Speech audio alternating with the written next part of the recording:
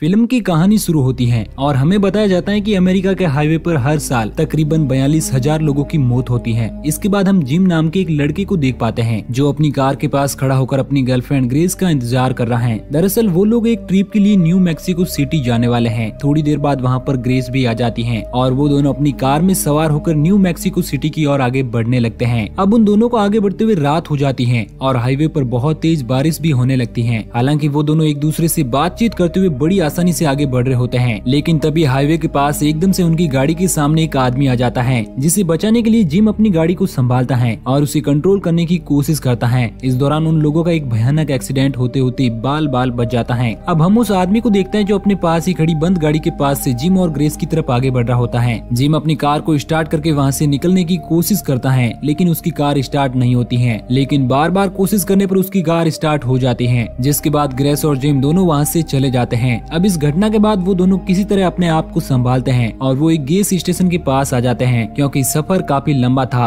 और उन लोगों के पास खाने पीने की चीजें नहीं थी। जिम वहाँ की शॉप के अंदर जाकर शॉपकीपर को बताता है कि उन्हें हाईवे पर एक आदमी मिला था, शायद जिसे मदद की जरूरत है। उसकी गाड़ी खराब हो चुकी होगी और वो हाईवे पर अकेला ही मदद के लिए खड़ा था। वो शॉपकीपर को कहता है कि अगर उन लोगों के पास किसी तरह का ट्रॉली है जिसे टॉ करके वो लोग उस आदमी की मदद कर सके तो बहुत अच्छा होगा। इतना कहकर वो वहाँ से चला जाता है। इसके बाद जिम अपनी गाड़ी में पेट्रोल डालने लगता है। तभी वहाँ पर उसी वही गाड़ी नजर आती है जिसके अंदर से वही आदमी बाहर निकलता है, जिसे देखकर जिम बुरी तरह से शर्मिंदा होता है और उसे इग्नोर करने लगता है। उसके बाद वो आदमी शॉप के अंदर जाता है और शॉपकीपर को अपनी सारी समस्या बताता है। तभी जिम भी उस शॉपकीपर के पास जाता है, जहाँ पर शॉपकीपर जिम से पूछता है कि क्या वो इसी आदमी के बारे में बात कर रहा था जो हाईवे पर फंसा हुआ था, और जिम उस आदमी से उस घटना के बारे में माफी मांगता है। वो आदमी अपना नाम जॉन बताता है और जिम को माफ कर देता है। तभी वहाँ पर ग्रेस भी आ जाती है जो वॉशरूम गई हुई थी। जिम ग्रेस को बताता है कि ये वही आदमी है जिसे हमने हाईवे पर बिना मदद के लिए छोड़ दिया था। इसके बाद जॉन जिम और ग्रेस को बताता है कि उसे पास ही के एक होटल में जाना है और उसकी गाड़ी खराब हो चुकी है। क्या वो लोग उसे मोटेल तक लिफ्ट दे सकते हैं? तो जिम भी बिना कुछ सोचे समझे उसे लिफ्ट देने के लिए राजी हो जाता है। उसके बाद वो तीनों लोग गाड़ी में सवार होकर वहाँ से चले जाते हैं। अब थोड़ी दूर आगे बढ़ने पर जॉन जिम को बताता है कि उसकी गर्लफ्रेंड ग्रेस बहुत ज्यादा खूबसूरत है और जॉन इस दौरान ग्रेस के बारे में कुछ गलत कमेंट भी करता है, जिससे गुस्सा होकर जिम जॉन की वाइफ के बारे में भी कुछ गलत कह देता है। जिसके बाद जॉन को बहुत गुस्सा आ जाता है और गाड़ी में रखा हुआ जिम का मोबाइल वो अपने हाथों से तोड़ देता है और अपने पास रखा हुआ एक चाकू निकालकर जिम को डराने की कोशिश करता है। पीछे बैठी ग्रेस ये सब देखकर पुलिस को कॉल लगाने की कोशिश करती है, लेकिन जॉन उसे पकड़ लेता है और उसकी गर्दन पर चाकू लगाकर जिम को कार ड्राइव करने के लिए फोर्स करता है। जिम और ग्रेस बिल्कुल डर चुके थे और उन लोगों को कुछ भी समझ नहीं आता है कि आखिर जॉन उन लोगों के साथ ऐसा क्यों कर रहा है। इसके बाद जिम गाड़ी का ब्रेक जोर से लगाता है, जिससे जॉन विंडो ग्लास से टकरा जाता है और घायल हो जाता है। मौका देखकर जिम उसे लात मारकर गाड़ी से बाहर फेंक देता है और स्पीड से गाड़ी को वहाँ से लेकर भाग जाता है। वो दोनों बहुत ज्यादा डरे हुए थे और किसी तरह वो लोग अपनी जर्नी को कंटिन्यू करते हैं और उन लोगों को चलते चलते सुबह हो जाती है। सुबह होने पर उन्हें हाईवे पर एक कार नजर आती है जिसके अंदर एक फैमिली मौजूद थी जो किसी ट्रिप के लिए जा रहे थे। जिम और ग्रेस उन लोगों को देखकर बहुत ज्यादा खुश होते हैं और पिछली रात हुई उस घटना को भूलने की कोशिश करते हैं, लेकिन तभी वो लोग देखते हैं कि उस कार में भी जॉन मौजूद है जिसने उन फैमिली वालों से लिफ्ट मांगी है, जो दरअसल उन लोगों को खत्म करने के लिए उनके साथ मौजूद है। जिम को लगता है कि हमें इन सब चीजों में नहीं पड़ना चाहिए, लेकिन ग्रेस उसे बताते हैं कि हमें उस फैमिली की मदद करनी होगी, नहीं तो जॉन उन लोगों को नुकसान पहुंचा सकता है। ग्रेस की बात मानकर जिम उन लोगों की कार के साइड में अपनी कार को ले जाता है, जहां पर ग्रेस उस फैमिली को बताता है कि उनके साथ मौजूद वो बंदा बहुत ज्यादा खतरनाक है और किसी भी वक्त उनकी फैमिली को नुकसान पहुंचा सकता है। लेकिन इसी बीच हाईवे पर एक बड़ा सा ट्रक सामने से आता है और जिम उससे बचने के लिए अपनी कार को कंट्रोल करने की कोशिश करता है, लेकिन वो कार हाईवे से नीचे उतरकर खाई के पास आकर गिर जाती है और उनका बहुत ही खतरनाक एक्सीडेंट हो जाता है। हालांकि इस दौरान ग्रेस और जिम दोनों ठीक ठाक थे, लेकिन अब उन लोगों के पास शहर की तरफ आगे बढ़ने के लिए कोई भी ऑप्शन नहीं था और वो लोग पैदल ही शहर की तरफ आगे बढ़ने लगते हैं और हाईवे पर आने जाने वाली गाड़ियों से लिफ्ट मांगने की कोशिश करते हैं, लेकिन कोई भी उन लोगों को लिफ्ट नहीं देता है। अब वो दोनों पैदल ही शहर की तरफ आगे बढ़ने लगते हैं, जहाँ रास्ते में उन्हें वही गाड़ी नजर आती है जिसके अंदर वो फैमिली मौजूद थी, जिनके साथ जॉन भी था। वो गाड़ी हाईवे के साइड पर ही खड़ी हुई थी, जिसके पास जाकर देखने पर जिम और ग्रेस को पता चलता है कि जॉन ने सभी फैमिली मेंबर को बड़ी ही बेरहमी से खत्म कर दिया है और सिर्फ एक आदमी ही अभी जिंदा बचा हुआ है और वो भी बहुत ज्यादा घायल है। जिम और ग्रेस उसी गाड़ी में उस आदमी को बिठाकर वहाँ से हॉस्पिटल की तरफ आगे बढ़ने लगते हैं, लेकिन उस आदमी की हालत बहुत ज्यादा खराब होने लगती है। जिम एक रेस्टोरेंट के पास आकर अपनी गाड़ी रोकता है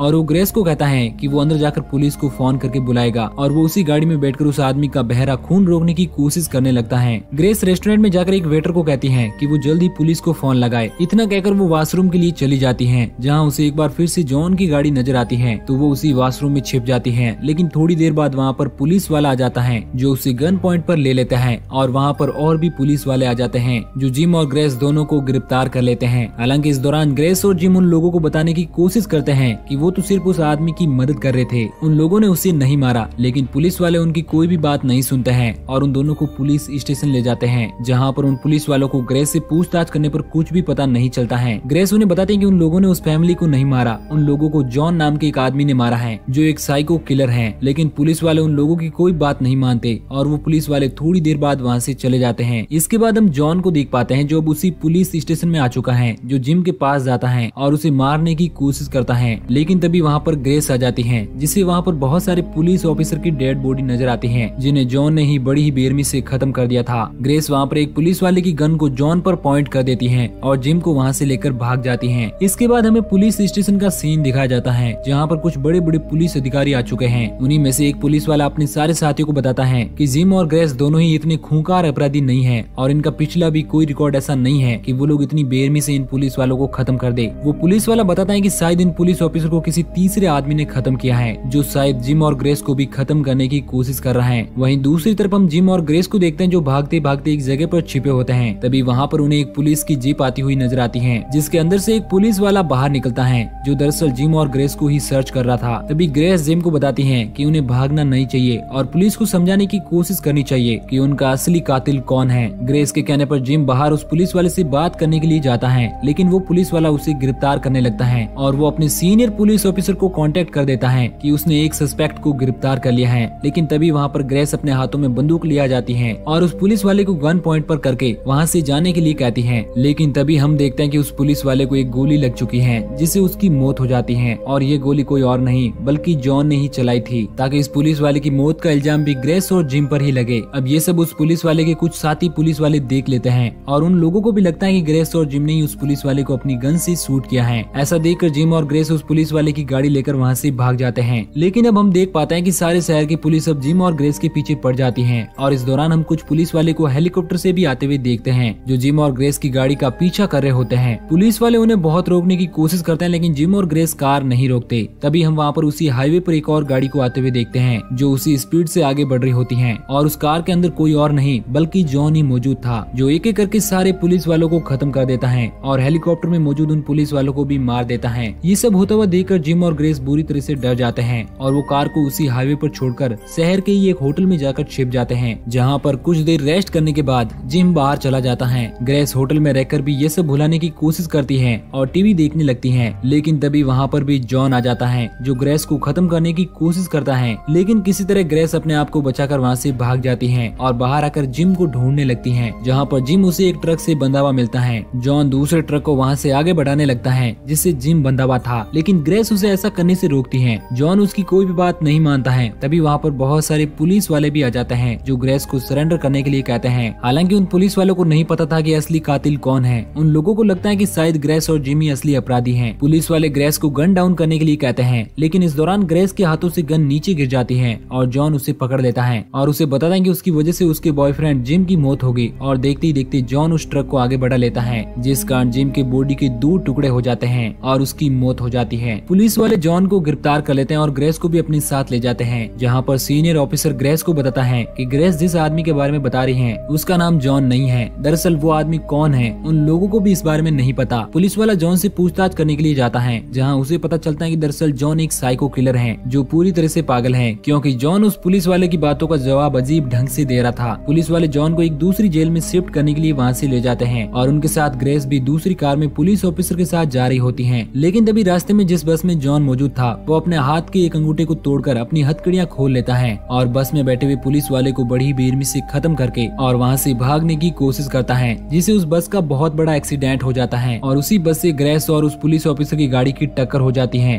वो उस पुलिस ऑफिसर की गन लेकर जॉन को मारने के लिए आगे बढ़ती है और वो उस बस के पास जाती है जिसके अंदर जॉन मौजूद था। जैसे ही वो बस का गेट खोलती है तो अंदर मौजूद जॉन उसे पकड़कर उसी बस के अंदर कैद कर देता है और एक्सीडेंट के कारण उस बस का डीजल लीक होने लगता है और इस कारण उस बस में एक बहुत बड़ा ब्लास्ट हो जाता है और इस तरह से जॉन आजाद हो जाता है और वो उस पुलिस ऑफिसर को भी अपनी गन से शूट करके वहीं पर खत्म कर देता है। लेकिन थोड़ी देर बाद हम देखते हैं कि ग्रेस अभी मरी नहीं थी। वो उस जलती हुई बस से बाहर निकलती हैं और अपने हाथों में रखी हुई एक शॉर्ट गन की मदद से वो जॉन को उसी हाईवे पर मार गिराती हैं और अपने बॉयफ्रेंड जिम की मौत का बदला ले लेती हैं। और इसी के साथ ये मूवी यहीं पर एंड हो जाती है।